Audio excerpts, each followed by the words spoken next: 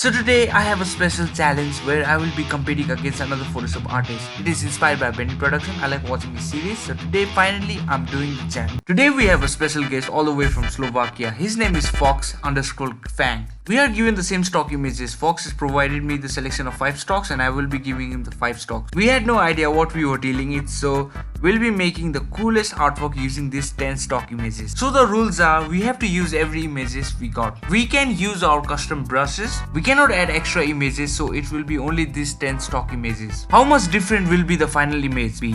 Would they be similar or totally different? Let's find out.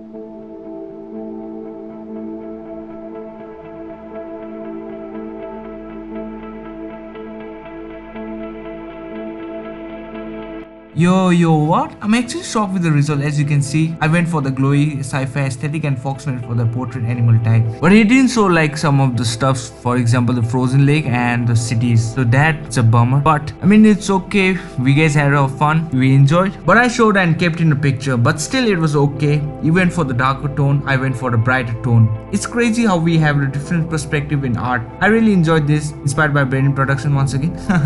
And let me know who won the war, and I'll see you on my next video.